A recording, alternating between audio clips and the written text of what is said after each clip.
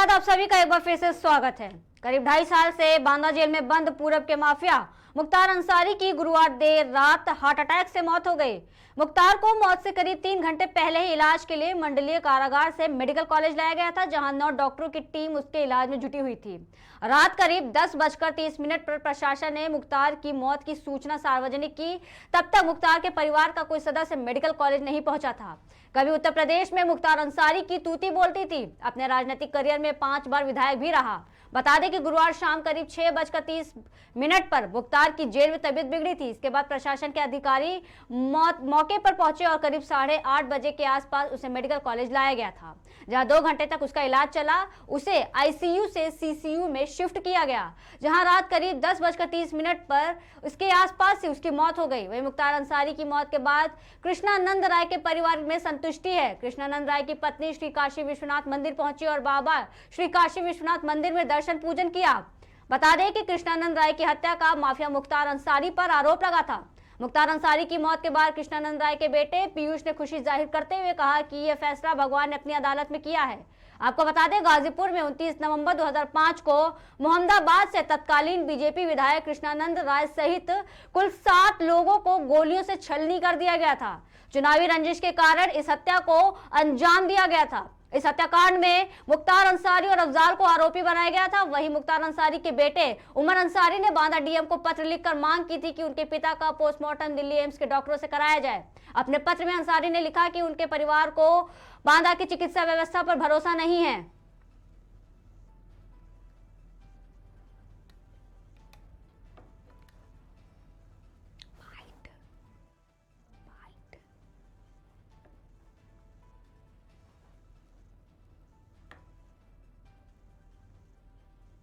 इतनी जघन घटना होने के बाद मुझे तो पूरी आशा थी कि सर्वोच्च न्यायालय या उच्च न्यायालय खुद संज्ञान लेगा कि इस घटना की कोई न्यायिक जांच करावे, लेकिन अब तक कोई ऐसी सूचना नहीं मिल रही है।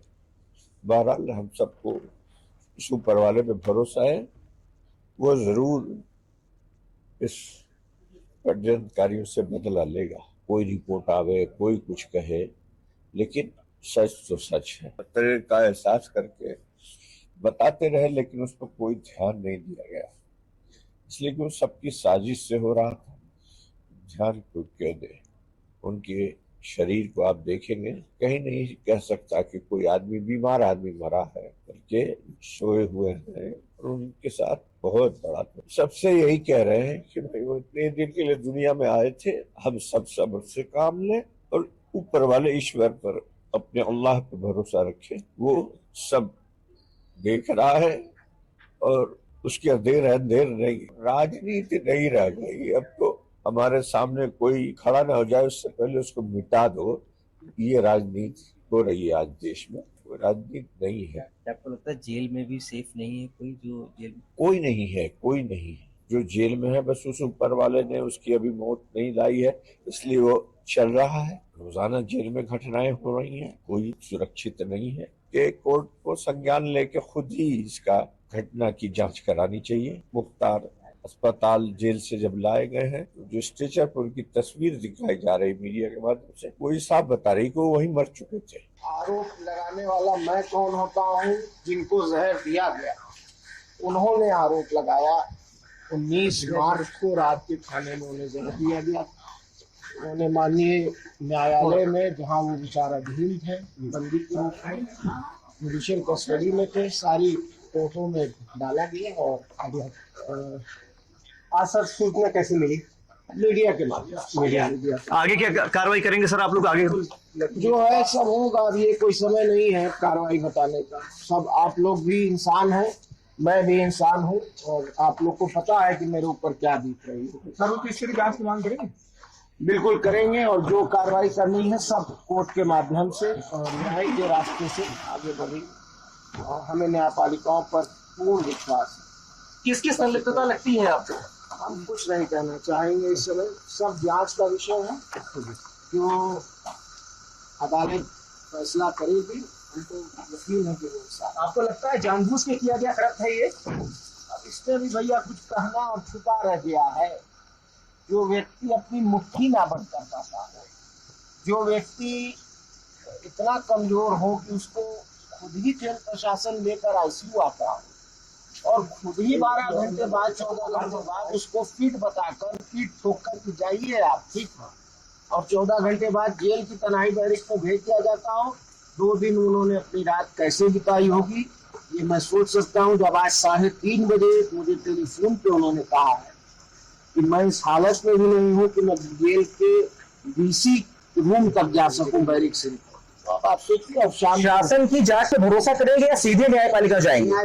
न्यायपालिका इतनी जगन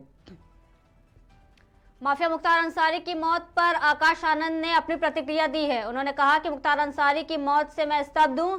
यूपी में कानून व्यवस्था का हाल खराब है। वहीं उन्होंने पुलिस की बताया कि पुलिस की हिरासत में जेल में हत्या, कचहरी में हत्या, अस्पताल में हत्या और मुख्तार की संदेहास्पद मौत पर सवाल भी खड़ा किया है। प्रशासन की कार्यशैली पर गंभीर सवाल उठाया गया है। इन्हीं मुद्दों पर आज हमारे साथ बातचीत करने के लिए हमारे साथ हमारे पैनलिस्ट जुड़ चुके हैं। बीजेपी से विवेक श्रीवास्तव जी, आजाद समाज पार्टी से राजेश काशी जी, कांग्रेस से हर्षित सिंह जी और रामजी भाई जो एक समाज सेवी हैं। आप सभी का बहुत बहुत स्वागत है मुद्दे की चर्चा में। जिस तरीके से ये आरोप लगाया गया है कि लॉ एंड ऑर्डर जो है वो बिल्कुल भी सही तरीके से काम नहीं कर रहा है और जिस तरीके से हिरासत में थे, जेल में हत्या हुई है और कचहरी में हत्या हुई है, जिन सब चीजों को लेकर के मुद्दा बनाया गया है। हर्षित सिंह जी, क्या कहना चाहेंगे आप इस पर? पहले तो मैं आप सभी आपके चैनल के माध्यम से सभी दर्शकों को सादर अभिनंदन करता हूं। जी, जैसा कि आप सभी को पता है कि मुख्तार अंसारी जी की हार्ट अटैक से मौत हुई है और हम यही चाहते हैं कि उसकी निष्पक्ष जांच हो। ऐसे ही उत्तर प्रदेश में तमाम तरह के आपराधिक मामले होते आ रहे हैं और ये मुख्तार अंसारी का जो ये मुद्दा है वो न्यायपालिका तक जाना चाहिए और इसकी निष्पक्ष जांच होनी चाहिए। जी, जिस तरह से मुख्तार अंसारी की मौत की खबर बाहर आई उसके बाद से ही विपक्ष ने भी इसे हत्या करार दिया है। विपक्ष कई बार लॉ एंड ऑर्डर को लेकर के मुद्दा बना रहा है और बार बार यही कह रहा है ये एक सोची समझी साजिश है। मेरा सवाल विवेक श्रीवास्तव जी से है कि इस पर आपकी क्या प्रतिक्रिया है, जिस तरीके से ये आरोप लग रहे हैं? देखिए, रत्ना जी, मुख्तार अंसारी दुर्दांत अपराधी थे। आधा दर्जन से ज्यादा मुकदमों में उसे सजा हो चुकी थी और दुर्दांत अपराधी से भी आगे बढ़कर के कई कुछ अपराध का संगठित सिंडिकेट चलाने वाले अपराध की सरकार और उनमें जब कल्याण सिंह जी की सरकार थी उत्तर प्रदेश छोड़ करके हरियाणा भाग गया और वहां पे ये चौटाला फैमिली के आधार पे छिप गया। उत्तर प्रदेश पुलिस खाली हाथ लौट गई। इस बार भी पंजाब की कांग्रेस सरकार ने इसको पूरा प्रोटेक्शन दिया। पंजाब के टैक्स पेयर का करोड़ों रुपया सुप्रीम कोर्ट में पंजाब की कांग्रेस सरकार ने दिया तो उत्तर प्रदेश पुलिस के हाथ डाला। ये तो योगी आदित्यनाथ जैसा दृढ़ इच्छा शक्ति वाला मुख्यमंत्री था जिनके चलते ही उत्तर प्रदेश पुलिस को मिल पाया और अदालतों में इसकी सुनवाई हो सकी। करीब 8 के लमसम मुकदमों में इसको सजा हो पाई। इसके पहले कभी ये अदालतों की दलील को सजा की नौबत इसको आई नहीं और इतने मुकदमों में सजा होने के बाद आदमी ऐसे भी टूट जाता है। हार्ट अटैक आना, हार्ट अटैक से मुक्त होना कोई ऐसी बात नहीं जिसको लेकर विपक्ष चाहे तो है। मुझे समझ में नहीं आता विपक्ष का लगाव इस तरह के अपराधियों के साथ क्यों रहता है। तो विपक्ष साफ कह दे कि हम अपराधियों के साथ खड़े हैं और अगर साथ खड़े हैं तो ठीक है, आप अपने कार्यालय में शोक सभा करिए, जनता भी फैसला करेगी आपका कि अपराधियों के साथ हैं हम। और अगर नहीं खड़े हैं तो सरकार ने न्यायिक जांच का आदेश दिया है, उसकी रिपोर्ट 1 महीने के अंदर प्रस्तुत करने के लिए कहा गया। आने दीजिए, उसके पहले किसी को कटघरे में खड़ा करना, कोई एक अलग फ्रेम बनाना, ये ठीक नहीं। जी, तो जिस तरीके से बार-बार विपक्ष इसे हत्या करार दे रहा है, अभी रिपोर्ट नहीं आई है, जिस तरीके से अभी जांच की जा रही है, पोस्टमार्टम की जा चुकी है फिलहाल, तो ऐसे में इंतजार करना चाहिए कि क्या एक्चुअली में रिजल्ट आना बाकी है? क्या जिस तरीके से विपक्ष बार बार इसे न्यायिक जांच की मांग के आदेश कर रहा है, जो एक्सेप्ट भी कर लिया गया है, ये किसके लिए किया जा रहा है? क्या ये वोट बैंक का पूरा खेल है? जी देखिए, न्यायिक जांच का आदेश हो चुका है, वहां के स्टेट इसका प्रभार भी दे दिया गया है और 1 महीने को उनको समय दिया गया कि रिपोर्ट प्रस्तुत करें। लेकिन वर्ग विशेष की तुष्टीकरण को लेकर के जिस तरह से विपक्ष के रवैया ले रहा है, ये ठीक नहीं। अपराधियों को इस तरह से संरक्षण विपक्ष को नहीं देना चाहिए। जी एक अपराधी था, 8 मुकदमों में उसको सजा हो चुकी थी, जेल में था। अब कोई अपराधी कहे साहब हम जेल में सुरक्षित नहीं है, तो कहां ले जाए? तो विपक्ष के कार्यालय में रख दें। उत्तर प्रदेश सरकार के पास जो जगह थी वहां उसको रखा गया। इस पर हम जवाब लेना चाहेंगे राजेश काशी जी से। राजेश काशी जी, विवेक श्रीवास्तव जी, हम आपके पास दोबारा आएंगे। हम बाकी पैनल एक मिनट बात पूरी जान लेना। जी बोलिए बोलिए। ये वो सरकारें नहीं है जिस सरकार की जेलों में मुख्तार अंसारी की पूरी बैरक मिल जाती थी, एक बैरक में कबूतर रखते थे, बाज उड़ाते थे, वो सरकार नहीं। अब अपराधी है तो अपराधियों की तरह जेल में रहना पड़ेगा, जिस तरह के अपराध है उस तरह की तन्हाई बैरक ही मिलेगी। अब वो सुविधाएं देने वाली सरकार तो ये नहीं। जी राजेश काशी जी, जवाब दीजिए कि क्या संरक्षण दिया जाता है माफियाओं को? विपक्ष क्या उनके लिए इतना बुरा फील करता है, उनको संरक्षण देने की बात करता है, उनके लिए न्याय जांच के आदेश की मांग कर देता है? राजेश काशी जी। धन्यवाद। आप सभी का धन्यवाद करता हूँ आपके चैनल के माध्यम से। दुखद घटना तो है ही है, पर जैसा कि कहा जा रहा है कि आपराधिक मामले उनके ऊपर हैं। आपराधिक मामले तो है, आपराधिक मामले तो अफजाल अंसारी पे भी थे। और जहां तक ये लोग कहते हैं कि विपक्ष जो है ये अपराधियों के संरक्षण में आकर के विपक्ष जो है ये न्याय प्रणाली पे सवाल उठाते हैं, तो जाहिर सी बात है जो आज हो रहा है तो विपक्ष न्याय प्रणाली पे सवाल उठाएगा। विधेयक है, कार्यपालिका है, न्यायपालिका है।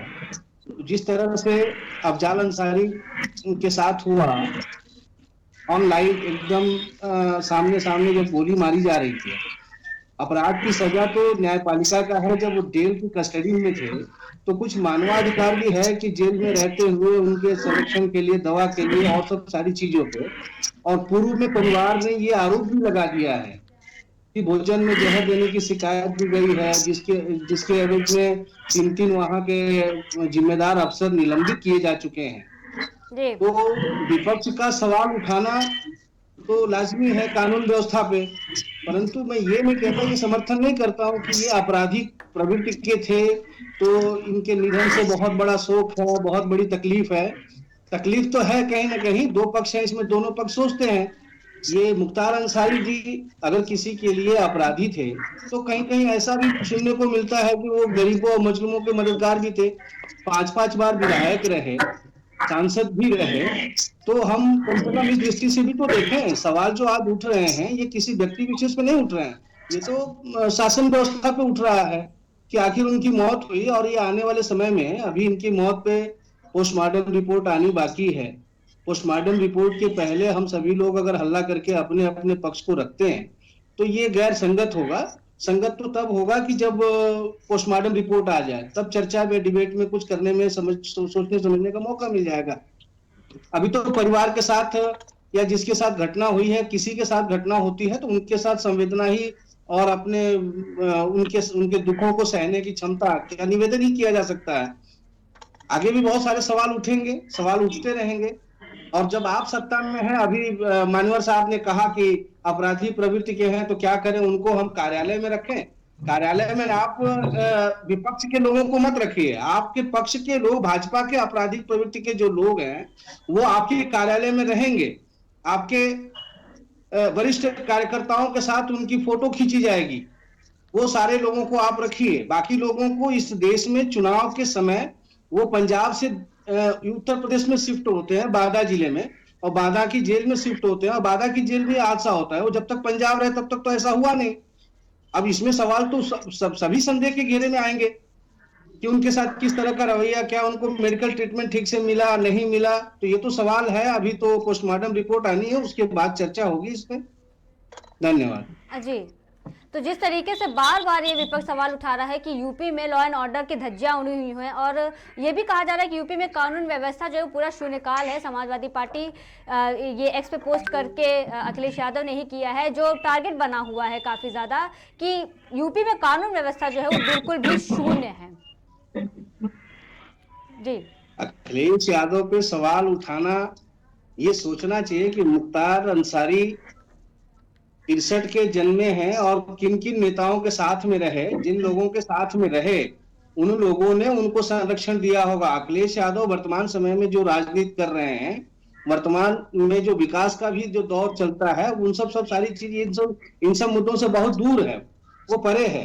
कानून व्यवस्था पे जो विपक्ष सवाल उठा रहा है ये सही है, पर विपक्ष अभी ये देख रहा है कि विपक्ष इतना भी उलूल जुलूल सवाल नहीं कर रहा है। विपक्ष ये चाह रहा है कि मामला जो है कल पोस्टमार्टम की रिपोर्ट आने के बाद तय होगा। संदेह तो कोई भी कर सकता है। संदेह जब उत्तर प्रदेश में गाड़ी पलट सकती है, उत्तर प्रदेश में जब हाथरस जैसा कांड हो सकता है, जहां पे जबरदस्ती लाशें जलाई जा सकती है, जहां पे आए दिन दलित बस्तियों में मारा पीटी हो रहा है, मॉब लिंचिंग के जैसे घटनाएं होती हैं, और जहां मारा जाता है वहां जय श्री राम का नारा बोला जाता है, तो विपक्ष अगर संदेह कर भी रहा है तो इसमें क्या बुराई है? विपक्ष तो संदेह करेगा ही, और बात सारी चीज तो लॉ एंड ऑर्डर पे जा रही है। जी जी, अगला सवाल हम रामजी भाई से ले लेते हैं कि रामजी भाई, जैसा कि राकेश जी ने कहा कि हर सिक्के के दो पहलू होते हैं, अगर वो किसी के लिए माफिया थे तो वो किसी के लिए मसीहा भी थे। उन्हें गरीबों का मसीहा कहा जाता था, काफी एक तरीके से समाज सेवा का काम किया था लोगों के लिए। रामजी भाई, देखिए, ये सच है कि सारे पैनलिस्ट अपनी अपनी बात रख रहे हैं और अपने अपने विचारधारा के अनुकूल रख रहे हैं, परंतु एक बात, जैसे भारतीय जनता पार्टी के प्रवक्ता ने अभी कहा कि जेल के बजाय क्या उन्हें भारतीय जनता पार्टी कार्यालय में रख लें, तो हम उनसे केवल, मुझे लगता है मैं ही नहीं, मेरे जैसे तमाम जो चिंतक हैं, जो वैचारिक लोग हैं, जिनका विचार ही मर गया है, वो कुछ भी बोल दें वो एक अलग विषय है, परंतु हम लोग तो केवल यही कहेंगे कि चलिए मुख्तार अंसारी तो शूटर हैं, लेकिन अभी अभी जो समाजवादी पार्टी छोड़ करके और जो भारतीय जनता पार्टी ज्वाइन किए हैं, आखिरकार वो कौन था? वो एमएलए है, अभी भी एमएलए है, क्या है उनका बैकग्राउंड, क्या है, और उनको वायु श्रेणी की सुरक्षा भारतीय जनता पार्टी या उत्तर प्रदेश की सरकार ने क्यों दे रखी है? नंबर 1। जी विवेक जी, आप कुछ कहना चाह रहे थे? रत्ना भी बार बार लोग कह रहे हैं कि किसी के लिए अपराधी थे, किसी के लिए मददगार थे, तो इस लाइन पे आपत्ति है। उत्तर प्रदेश की अदालत ने उनको 8 मुकदमे में सजा घोषित कर दी, तो वो अपराधी ही है। अब आप उनको इस फ्रेम में नहीं देख सकते कि किसी के लिए अपराधी, किसी के लिए मददगार है। अगर आप भारत के झंडे के नीचे हैं, देश के संविधान को मानते हैं, तो अदालत के फैसले को कोट करते हुए आपको कहना पड़ेगा कि मुख्तार अंसारी सजा याफ्ता मुलजिम थे, 8 मुकदमों में उन्हें सजा हो चुकी थी। अब इस लाइन की चर्चा का विषय समाप्त हो जाता है। किसी के लिए मददगार थे, किसी के लिए अपराधी थे, वो शुद्ध अपराधी थे, क्योंकि 8 मुकदमों अदालत उसको सजा दे चुकी। एक चीज। दूसरी चीज, वो न्यायिक हिरासत में थी, अदालत के आदेश पे जेल में थे, पुलिस अवरक्षा में नहीं थे।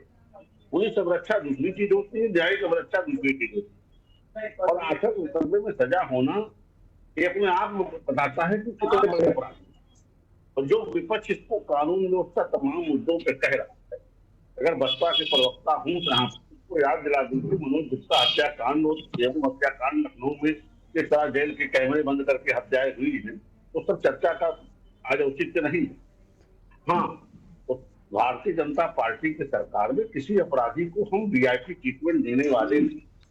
लेकिन ये तो बार बार आरोप लगता है कि बीजेपी के जो कार्यकाल में ये जिस तरीके से हत्याएं हो रही हैं, उसको एक बीमारी का एंगल दिया जा रहा है। हत्याएं करवाई जाती हैं, फिर उसको एक बीमारी का एंगल दे दिया जाता है, जेल के अंदर ही मुठभेड़ हो जाती है, जेल के अंदर ही मारामारी हो जाती है, और बाहर जो रिजल्ट आता है वो होता है एक बीमारी दिखा दी जाती है।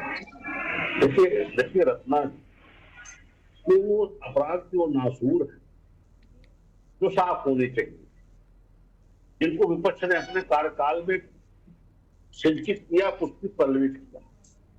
मेरा एक सवाल है भारतीय जनता पार्टी के प्रवक्ता महोदय से कि वो सिर्फ ये बता दें कि किस गरीब ने जो है मुख्तार के विरुद्ध मुकदमा दर्ज कराया है, और आखिरकार जिनका आमना सामना है, जो लड़ाई में है, वो हैं कहाँ पर। और दूसरी बात कि मुख्तार अंसारी का शूटर भारतीय जनता पार्टी में है और 22 श्रेणी की सुरक्षा उसको क्यों उपलब्ध कराई गई है? जवाब दीजिए विवेक जी।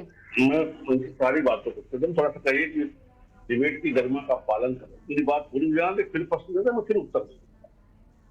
देखिए, अपराधी है, कोई वीआईपी ट्रीटमेंट हम किसी को देने वाले हैं, और जिसकी मृत्यु जैसे हो रही है उन क्षेत्रों से उनसे तबाह लोगों ने राहत की सांस ली, ये भी सत्य है, इससे किसी को गुरेज नहीं है। अभी हमारे कोई मुझसे कह रहे थे कि अतीत अमर का विषय कोट करे तो नाम दूसरा ले रहे थे, तो तथ्यात्मक रूप से लोग सही कर ले अपने आप। अब इसमें भी एक हमने प्रश्न उठाया कि उसका सूचन किसका नाम ले रहे हैं, स्पष्ट नाम ले, उसका जवाब दे दूं। तो अगर नाम लेने की हिम्मत नहीं है तो ये आधा अधूरा प्रश्न लेकर के डिबेट समझ रेल ना करें। जी राजेश जी, आप कुछ कहना चाह रहे थे? हेलो जी राजेश जी बोलिए। कहना नहीं चाह रहा है जी, बोलिए। आवाज आ रही है ठीक से? जी आप अपनी बात रखिए, आपकी आवाज आ रही है। हम सम्मान करते हैं, आपने अभी कहा, भाजपा के जिन प्रवक्ता महोदय ने कहा, ये बात सही है कि जिसको आपराधिक सजा हो जाती है न्यायालय के द्वारा, उसको अपराधी मान लिया जाता है। बात पे बस यही चर्चा करनी थी कि आपने जो कार्यालय की बात कहा कि क्या हम रखें, अभी भाई साहब ने जवाब दिया उनका कि उन्हीं के सुपर बीजेपी में चले जाते हैं तो उनको व्हाइट हाउस की सुरक्षा दे दी गई, इस कैटेगरी की सुरक्षा उनको देने की क्या जरूरत थी? तो सवाल तो उठेंगे ना, और सवाल उठेंगे तो इसमें अब चर्चा, अब चूंकि आज निधन हुआ है, अब उसपे विपक्ष अभी पूरी तरह से तैयार नहीं है कि उसमें वो भी कानून को मानने वाले हैं, संविधान को मानने वाले हैं। इसीलिए अभी पोस्टमार्टम रिपोर्ट की बात को जानना जरूरी है। उसके पहले अब उनके पक्ष में कितने लोग खड़े होते हैं, कितने विपक्ष में हैं, और पक्ष और विपक्ष बनाना इस मुद्दे पे बहुत बेहतर मैं नहीं समझ रहा हूँ।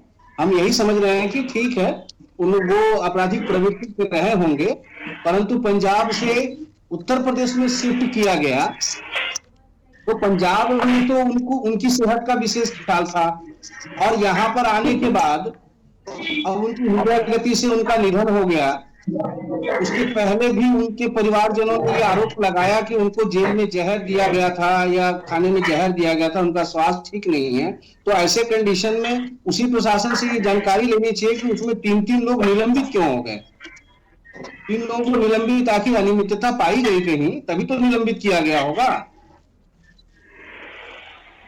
तो उनके निलंबन से सवाल खड़ा होता है, सवाल पक्ष विपक्ष से नहीं खड़ा हो रहा है। सवाल तो इसमें क्या कार्यप्रणाली है, प्रशासन क्या कर रही है, और जहां तक ये सवाल उठता है बीजेपी के लोगों का, बीजेपी में बहुत सारे आपराधिक प्रवृत्ति के लोग हैं। आप लखीमपुर खीरी कांड भी ले लेंगे तो किसानों के ऊपर सीधे सीधे गाड़ी चढ़ा देना, फिर उनके ही परिवार के टोनी को टिकट भी देना, क्या वो आपराधिक प्रवृत्ति में नहीं आता है?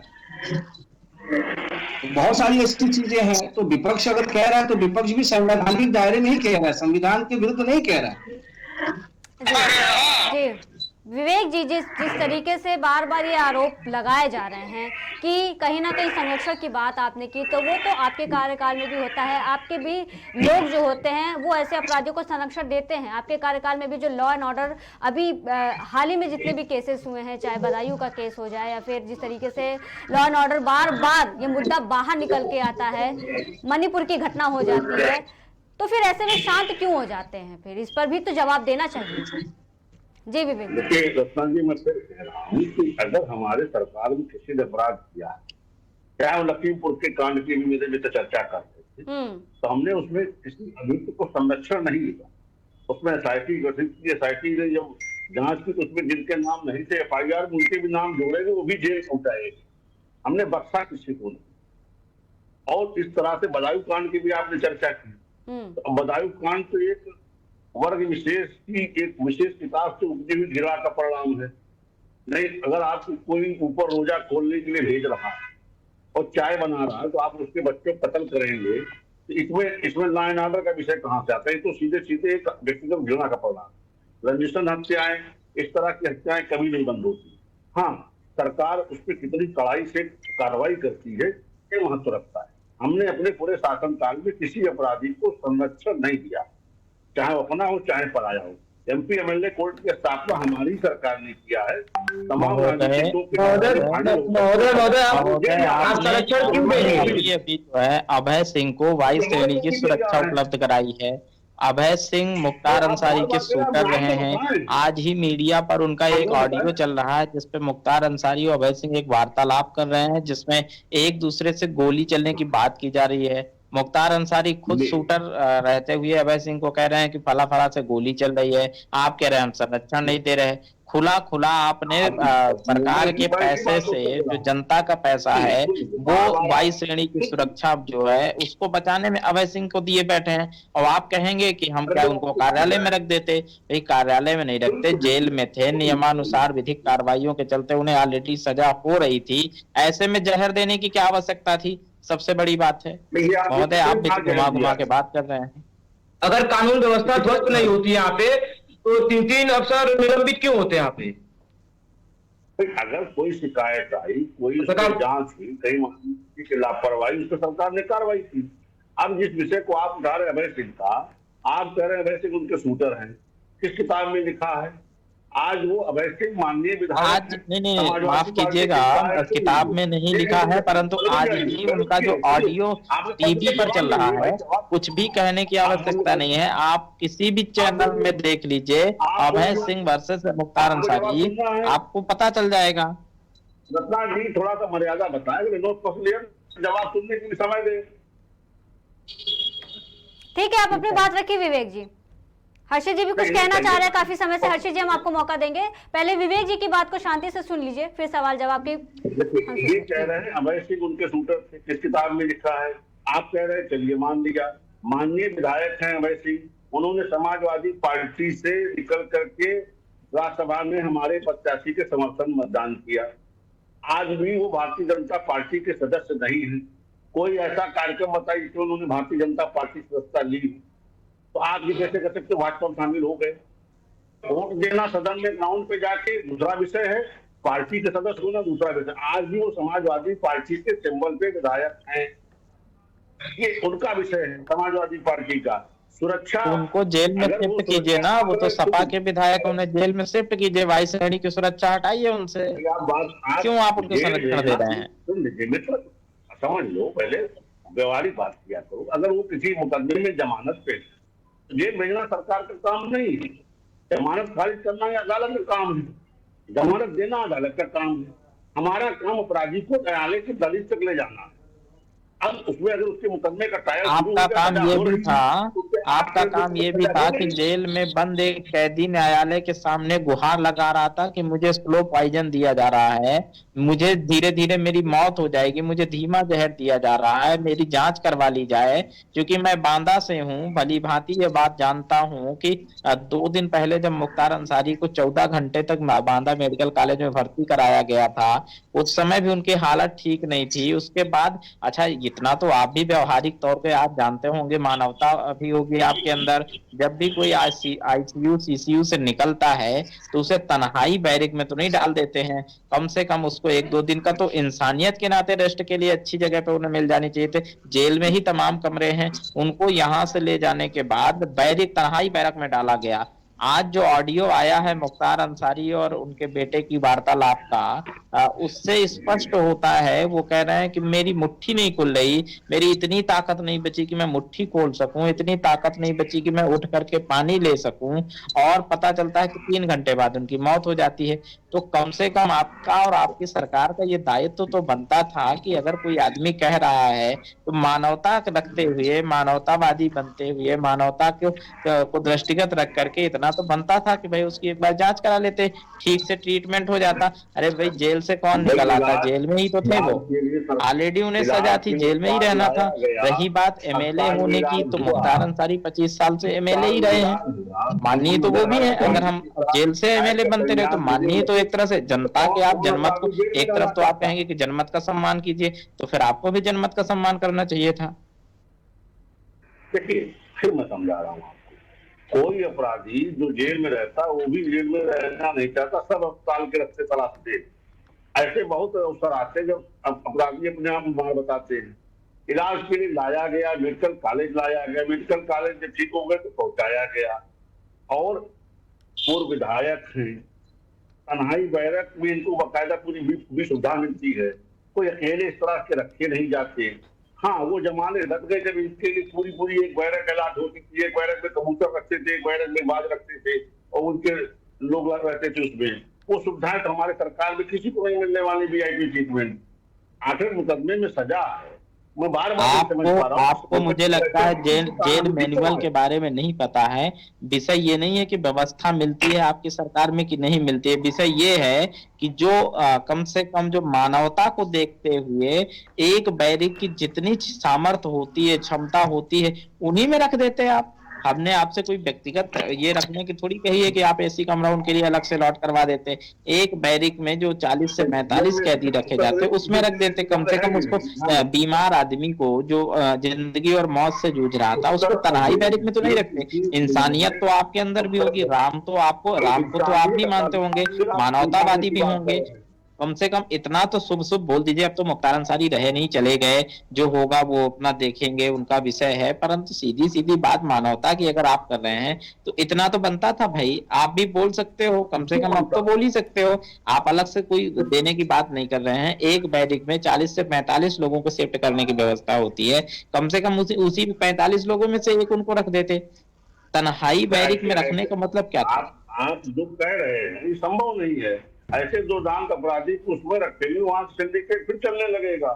फिर वहां से जो आदमी जिंदगी और मौत से जूझ रहा है, जो आदमी कह रहा है कि मैं मुट्ठी नहीं खोल पा रहा, मैं उठ के पानी नहीं ले सकता, वो आदमी ऑलरेडी 10 बार जो है BC पे नहीं जा रहा था, जहां का वीडियो कॉन्फ्रेंसिंग रूम था वहां तक नहीं जा पा रहा था। उस आदमी को आप दुर्दांत बोल रहे हो? क्या करता वो आदमी भाई? चारपाई पे लगा था, अल्लाह का शुक्र कर रहा था, मरने की स्थिति थी, क्या कर सकता था वो आदमी? ये सब तरफ घोष रहे हैं, इनको कुछ सुनने वाला नहीं यहाँ पे। जी ठीक है, आप दोनों अपनी बातें कंटिन्यू रखिएगा। फिलहाल हम हर्षित जी से जान लेते हैं।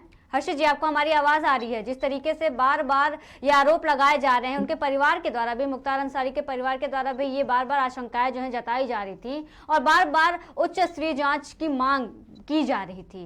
मुख्तार अंसारी पर बार बार, मुख्तार अंसारी भी कुछ दिन पहले उन्होंने ये आरोप लगाया था कि उन्हें स्वीट पॉइजन देकर मारा जा रहा है। देखिए, उनके परिवार को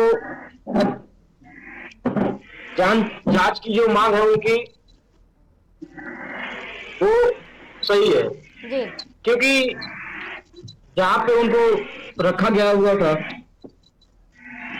अभी महोदय ने कहा कि उनके ऊपर बहुत सारे आपराधिक मामले रहे हैं, तो जहाँ पे उनके ऊपर आपराधिक मामले रहे हैं वहीं पर वो 5 बार विधायक, और सवाल ये उठता है उनकी हत्या के ऊपर कि वो खुद, जो ये ऑडियो क्लिप वायरल हुआ था उनके बेटे से और मुख्तार अंसारी से, तो इसमें वो साफ साफ अपने आप को दर्शा रहे हैं कि हमारी तबीयत बिगड़ रही है।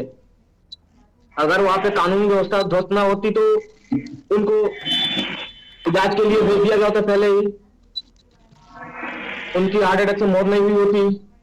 और जहां तक जहर का मामला है, विपक्ष तो ये चीज उठाएगा और ये लाजमी है, ये उठाएगा, क्योंकि वहां पे 3 अफसर निलंबित हुए हैं। अगर वहां पे कानून व्यवस्था उत्तर प्रदेश में ध्वस्त नहीं होती तो विपक्ष ये सवाल नहीं करता। तो ये तो बार बार कहा जा रहा है, और ये भारतीय जनता पार्टी जो संरक्षण की बात करते हैं, तो सबसे ज्यादा अपराधी भारतीय जनता पार्टी में ही है। इनके पास एक वॉशिंग मशीन है, इधर से अपराधी डालो, उधर से सज्जन दत्त निकालो। इनके पास एक वॉशिंग मशीन भी है। जो इनके खिलाफ आवाज उठाएगा उसको ये लोग अपराधी घोषित कर देंगे। बार बार ये आरोप लग रहे हैं जी विवेक जी पर, बार बार बीजेपी को लेकर के ऐसे बार बार कि जो बीजेपी अपनी पावर है, अपनी सत्ता का गलत इस्तेमाल कर रही है, जेलों में ही मौत हो जाती है। बड़े बड़े अभी हाल ही में 1 साल पहले की जो बात हुई थी, जो एनकाउंटर किया गया था, सबको पता है। और फिर अभी उससे पहले जो दुबे हत्याकांड हुआ था, उसको लेकर के भी यही चर्चा की जा रही थी। और अब मुख्तार अंसारी के बारे में भी यही बातें कही जा रही हैं। तो ये चर्चा का जो विषय है, और ये भारतीय जनता पार्टी जो ये हुकूमत करे तानाशाह की जी, आखिर अपराधी तो भारतीय जनता पार्टी में भी है, तो उनको क्यों नहीं जेल में डाल दिया जाता है? घूमते हैं, बेखौफ घूमते हैं। अजय मिस्टेली देख लीजिए आप जी विवेक जी। भाई, उनके ऊपर भी तो ये कार्रवाई होनी चाहिए जो किसानों को कुचल कर आगे बढ़ जाते हैं।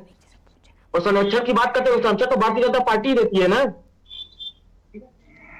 विवेक जी तो कह रहे हैं कि वो बीजेपी में ऐसी कोई भी अपराधी नहीं जिनको वो संरक्षण देते हैं। जवाब तो उन्होंने पहले ही दे दिया था इसको लेकर। तो बहुत सारे अपराधी हैं, देखो घूमते हैं।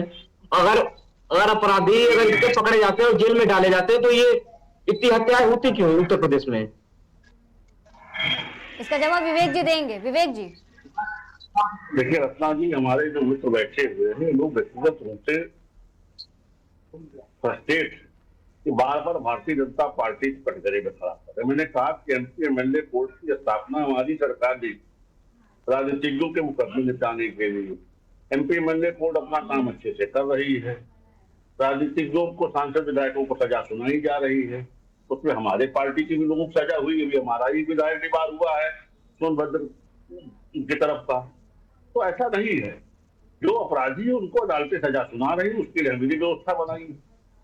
अभी बार बार पीडी साहब का प्रकरण लेके आ रहे, उनके बेटे ने अपराध किया, वो जेल गया, एसआईटी हमें नहीं गठित की। हमारी सरकार में किसी अपराधी को संरक्षण नहीं दिया जाता, ना उसको वीआईपी ट्रीटमेंट जेलों में दिया जाता है।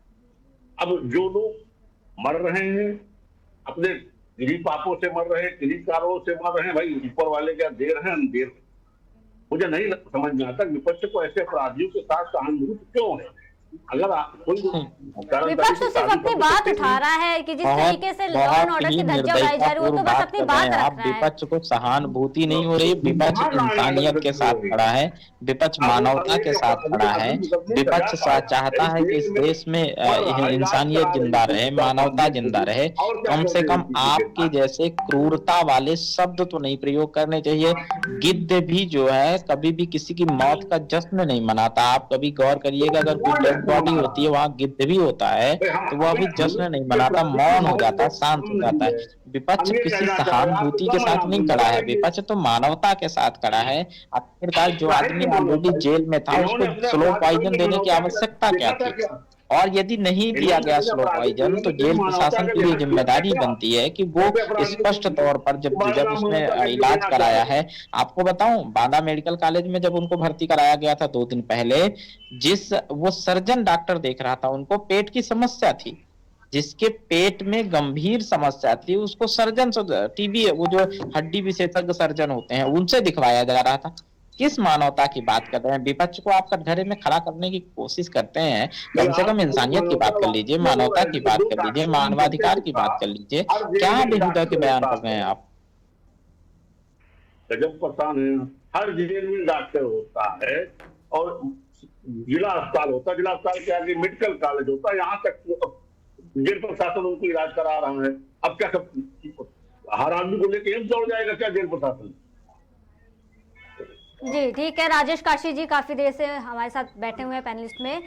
सवाल इनसे ले लेते हैं कि जिस तरीके से मुख्तार अंसारी का राजनीतिक करियर रहा है, 26 साल का, 5 बार विधायक रहे हैं, और ऐसे में 2017 में उन्होंने मोदी लहर में जीत भी दर्ज की थी, और बोला जा रहा है कि जो योगी की सरकार है वो कहीं ना कहीं उनके लिए काल का गाल बन गई है। राजेश काशी जी। जी मेरा सवाल तो कुछ नहीं है, क्योंकि मैं धैर्यपूर्वक सुन रहा था। भाई साहब ने बड़ी बखूबी उनका जवाब दिया है जी। एक पहलू पे काफी उन्होंने गौर किया कि मतलब उनका इलाज किस डॉक्टर से कराया जा रहा था, उनको परेशानी क्या थी। ये तो जगजाहिर है भाजपा सरकार पे हम लांछन क्या लगाएं, आरोप क्या लगाएं, ये हम लोगों ने कोविड काल में भी देखा है। भाजपा सरकार के शासन को कोविड शील्ड के विषय में अगर चर्चा की जाए तो भाई साहब को इसका जवाब नहीं दे पाएंगे। ये इलेक्टोरल बॉन्ड से जिन लोगों के ऊपर ईडी का छापा चलता है, ईडी का छापा मारा जाता है, उनके 4 ही दिन बाद उन्हीं व्यक्ति से इनको चंदा आ जाता है, वो संरक्षित हो जाते हैं। कोविशील्ड पे इसी तरह से इन्होंने इस तरह से थाली पिटवाया, ताली बजवाया, और इन्होंने कभी वैज्ञानिक पहलू पे ध्यान नहीं दिया कि हमारे लोगों को, भारतवासियों को किस दवा से इनको बचाना चाहिए, उस पर क्या क्या अच्छे इंतजाम करने चाहिए। नोटबंदी भी इनकी उसी तरह से फेलवर रही। तो बहुत सारी चीजें हैं। भाजपा के खिलाफ क्या बोला जाए। आज तो जैसे डिबेट में बैठे हैं तो मुख्तार अंसारी जी की बात आ गई तो उनका निधन हो गया, इंतकाल हो गया है। उनके इंतकाल पे हम बहुत बहस नहीं करेंगे।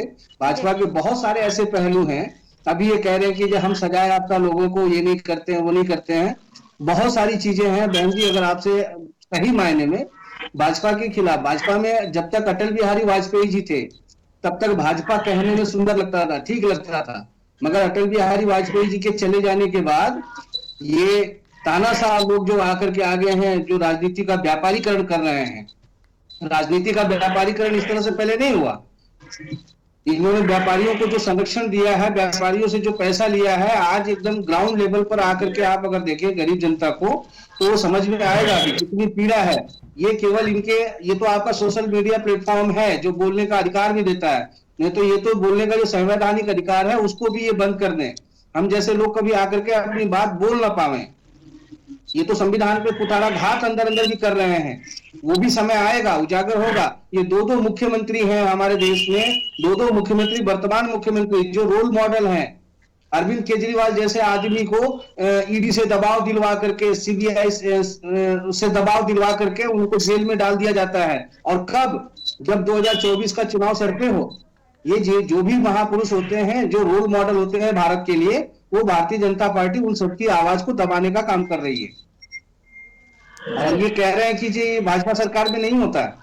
भाजपा सरकार में तो जो हो रहा है, मुझे तो नहीं लगता है कि भारत की आजादी के बाद से आज तक जितने भी प्रधानमंत्री हुए हैं उन्होंने पद की गरिमा को जिस तरह से रखा है, और आज जो प्रधानमंत्री जी हैं उनके पद की गरिमा कैसी होनी चाहिए वो उनको थोड़ा भी ख्याल नहीं है।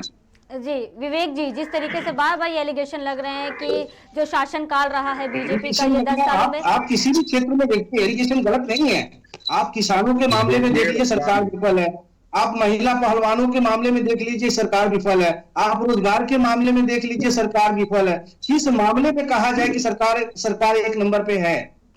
बार बार सरकार ये बात करती है कि हम इंसाफ दे रहे हैं, इंसाफ हो रहा है, लेकिन अक्सर ये देखा गया जिस तरीके से इन्होंने डिफाइन किया है अलग अलग चीज़ों को लेकर के, हमने रेसलर्स के प्रोटेस्टिंग में भी देखा था कि जिस तरीके से उनके साथ जिस तरीके का बर्ताव किया गया था, देश की शान थे वो, देश के लिए उन्होंने खेला, ओलंपिक्स में गए और इस तरीके से उनके साथ बर्ताव किया गया और वो मामला वहीं रफा दफा हो गया। हालत इतने खराब थे कि लोगों को रिजाइन करना पड़ा, लोगों ने अपना जो फील्ड था उसको छोड़ दिया। कहाँ हुआ न्याय वहां पर? देखिए रत्ना जी, अगर मुझे समय देंगे तो उनको भी माननीय प्रवक्ता, भाजपा के प्रवक्ता महोदय कहेंगे क्या करें, अब उनको भी ला करके भाजपा कार्यालय में रखें। जो देश के लिए मेडल लेकर के आते हैं वो सड़कों पे नोचे जाते हैं। उनकी हालत अगर आपने देखा होगा कि उन्होंने पुलिस ने उनके साथ क्या बर्ताव किया था, और इन सब चीजों पे थोड़ी भी शर्म नहीं आती कि मतलब हम क्या बात करें, इस पे क्या नहीं करें। अगर मुझे समय देंगी रत्ना जी, मैं एक बात का जवाब दूंगा, नहीं से कहीं बोलते रहे सर। जी आप अपनी बात रखिए। देखिए रत्ना जी, जो जहां तक महिला पहलवानों का विषय है, उन्होंने जैसे शिकायत की उस पर खेल मंत्री ने बुला के उनके साथ बैठक की। पीटी उषा के नेतृत्व में हाई लेवल कमेटी बनाई गई। कमेटी की रिपोर्ट आने से पहले ही वो फिर धरने पे बैठ गए और उसके बाद सुप्रीम कोर्ट भी गए। सुप्रीम कोर्ट के डायरेक्शन पे मुकदमा लिखा गया, उसमें सरकार ने स्वयं का ठीक मुकदमा लिखवा देते। जब मुकदमा लिख गया उसके बाद प्रोटेस्ट करने का कोई विषय नहीं होता, उसके बावजूद भी वो लोग धरने पे बैठे। ये बायस है। जब मुकदमा लिख गया तो आप अपना काम करिए, इसके बावजूद भी आप धरने पे बैठ रहे हैं। आप स्वतंत्रता दिवस के दिन भी वहां विवाद करने की कोशिश कर रहे हैं। ऐसे में अगर आपको पुलिस राष्ट्रीय कार्यक्रम से दूर नहीं करेगी तो क्या करेगी? उसको आप कह रहे हैं साहब देश की बेटियां, आज वही देश की बेटियां जब ट्रायल हुआ तो फेल हो गई। आप यही चाहते थे कि ट्रायल से ना जाए, हमको सीधे ओलंपिक में भेज दिया जाए। बहुत सी चीजें हैं जो तमाम अवसरों पर खुल के आ गई।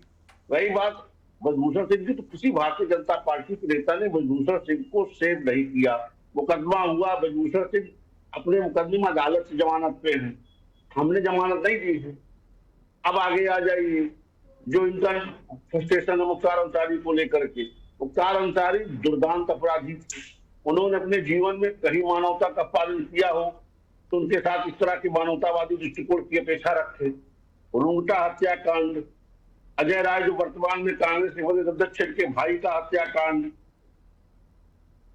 एक सेना के भगोड़े से लाइट मशीन गन खरीदने का कांड, इसमें शैलेंद्र सिंह डिप्टी एसपी थे, इन्होंने उनको बड़ा कोटा लगाया, मुलायम सिंह के दबाव में उन्हीं को गिरफ्तार कर दिया पुलिस ने।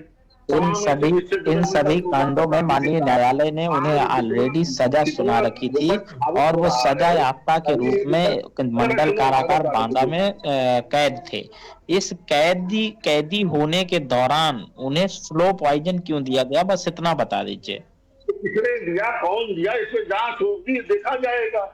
और बस यही तो बता दीजिए, कौन जांच कर रहा है, उसके सस्पेंड किए गए, कौन जांच कर रहा है? सस्पेंड करना कोई व्यवस्था है क्या?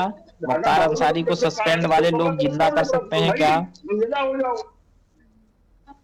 जी ठीक है, बहुत बहुत धन्यवाद आप सभी का हमारे साथ मुद्दे की चर्चा में जुड़ने के लिए। तो जिस तरीके से आपने देखा कि माफिया मुख्तार अंसारी के मौत के बाद सियासी हलचल भी काफ़ी ज़्यादा तेज़ी से बढ़ रही है और विपक्ष जो है वो बार बार न्याय जांच की मांग कर रहा था और बार बार ये आशंकाएं जता रहा था कि ये सोची समझी साजिशी है, ये कोई नेचुरल डेथ नहीं थी मुख्तार अंसारी की। वहीं आपको बता दें कि मुख्तार अंसारी के शव का पुलिस ने बेटे उमर अंसारी की मौजूदगी में पंचनामा किया और इस दौरान मुख्तार अंसारी के 2 भतीजे भी मौजूद रहे थे। 5 लोगों की मौजूदगी में शव का पंचनामा कर पोस्टमार्टम के लिए उन्हें ले जाया गया और बाद बांदा में 5 डॉक्टर्स के पैनल ने पोस्टमार्टम किया, जिसके बाद शव को गाजीपुर लाया गया। मुख्तार अंसारी का शव ले जाने के लिए रूट प्लान तैयार किया गया था, जहां पर 26 गाड़ियों के काफिले के साथ शव को लाया गया।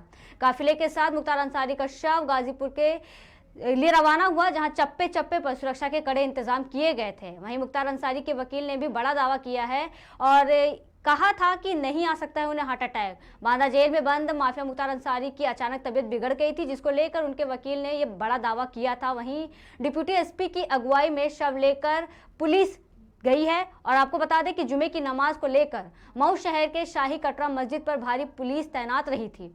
पुलिस जो है उनके साथ साथ पैरामिलिट्री फोर्स के जवान भी तैनात रहे थे। वहीं कड़ी सुरक्षा के बीच जुमे की नमाज सकुशल संपन्न कराई गई है। इस दौरान सुरक्षा बनाए रखने के लिए पुलिस और पैरामिलिट्री की फोर्स ने पैदल मार्च भी किया। मुख्तार अंसारी की मौत के बाद शुक्रवार को जुमे की नमाज को सकुशल संपन्न कराना पुलिस और प्रशासन के लिए एक चुनौती भरा काम था, लेकिन कड़ी सुरक्षा व्यवस्था के बीच शुक्रवार को जुमे की नमाज सकुशल संपन्न करा दी गई थी। वहीं शहर के विभिन्न संवेदनशील स्थानों पर भी पुलिस फोर्स और पैरामिलिट्री फोर्स की तैनाती भी रही थी। बता दें कि मुख्तार अंसारी मऊ सदर विधानसभा सीट से 5 बार विधायक रहा और ऐसे में मऊ सहित पूर्वांचल के तमाम जिलों में राजनीतिक दबदबा उसका माना जाता था। फिलहाल मुख्तार अंसारी को बांदा से लेकर के उनके घर गाजीपुर ले जाया जा चुका है, रास्ते में है और ऐसा अनुमान है कि हो सकता है आज रात में सुपुर्द खाक किया जाए या फिर हो भी सकता है कल सुबह मिट्टी दी जा सकती है, सुपुर्द खाक किया जा सकता है। फिलहाल दीजिए इजाजत, देखते रहिए केकेडी न्यूज।